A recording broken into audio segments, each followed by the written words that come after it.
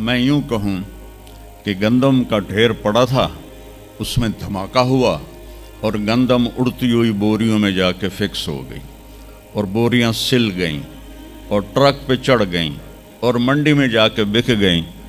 तो तुझी दो जुतियां मार के मैंने बाहर काट देना। एक धमाका हुआ, वो धमाका इतना काबिल था, इतना इल्म वाला था कि उससे दो ताकतें पैदा हुईं, एक स्पीड की और एक मकनातीस की।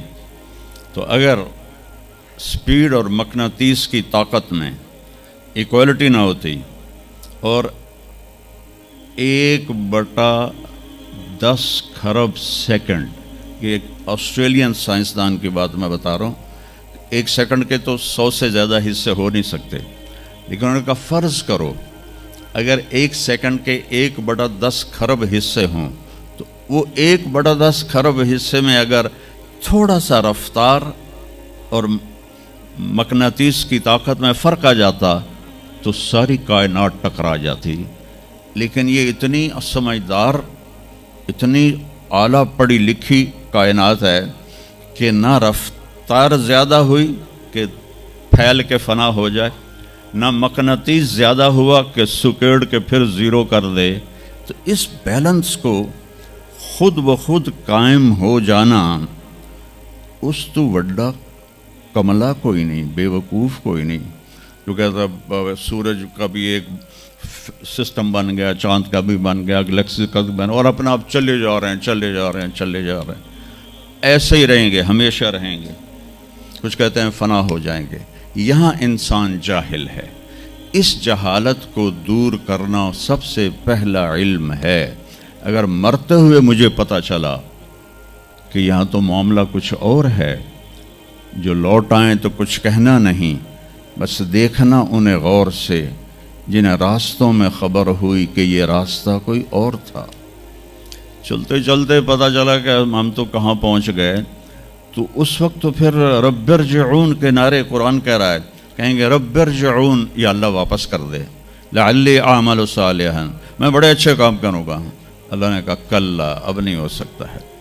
तो नबी जो आता है, 1,24,000 नबी ये इल्म लेकर आते हैं और वो इंसानों की इस जहालत को दूर करते हैं।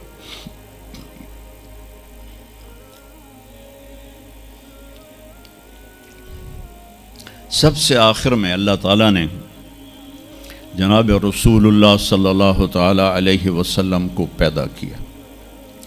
उनकी ज़िंदगी को क़यामत तक के लिए नमूना बनाना था। क़यामत तक के लिए वो नबी बन के आए हैं। लिकुल्लि कौमिन हाद, हर कौम में नबी आते थे, लेकिन हमारे नबी के बारे में अल्लाह ने कहा वमा अरसलनाका इल्ला काफ़तल लिन्नास बशीरों व नज़ीरा, हमने आपको पूरी दुनिया के इंसानों के लिए भेजा है। तो उसके लिए ज़रूरी था कि आपकी ज़िंदगी की हर चीज़ खुली किताब की तरह आज भी हमारे सामने मौजूद हो। अगर मैं आपके तरीके पर चलना चाहूँ तो मेरे पास मवाद मौजूद हो। तो ये वाहिद नबी हैं जिनकी हर चीज़ अल्लाह ताला ने महफूज की। किसी नबी की पूरी ज़िंदगी महफूज नहीं है, किसी नबी की। आदम अलैहिस्सलाम से लेकर ईसा अलैहिस्सलाम तक किसी नबी की मुकम्मल ज़िंदगी मौजूद नहीं है। और हमारे नबी की ज़िंदगी पैदाइश से लेकर आँख बंद होने तक एक एक पल की ज़िंदगी आपकी हमारे पास मौजूद है। मैंने एक आयत पढ़ी थी, लक़द जाअकुम रसूलुम मिन अनफुसिकुम। मैं मोरितानिया गया, वहाँ पढ़ते हैं लक़द जाअकुम रसूलुम मिन अनफसिकुम। मोरितानिया वैसे तो अफ्रीका में है, लेकिन अरब मुल्क है, वहाँ सारे यमनी अरब रहते हैं सारे।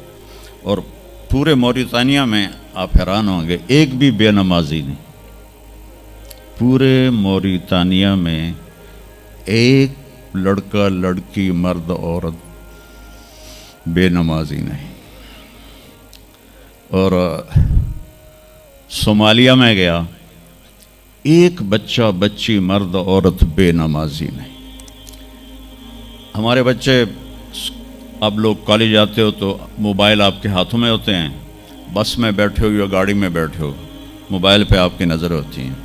और मैं चूँकि 2 दफ़ा गया हूँ सोमालिया, 2 दफ़ा, तो वो बच्चे जब सुबह जा रहे होते हैं स्कूल तो उनके हाथों में कुरान होते हैं और वो कुरान पढ़ते जा रहे होते हैं। कोई मैच ही नहीं है, ऐसी खूबसूरत ज़िंदगी उनकी। तो आदम से ईसा अलैहिस्सलाम तक किसी नबी की मुकम्मल 25 नबियों के नाम कुरान में है। 25 आए तो 1,24,000 है।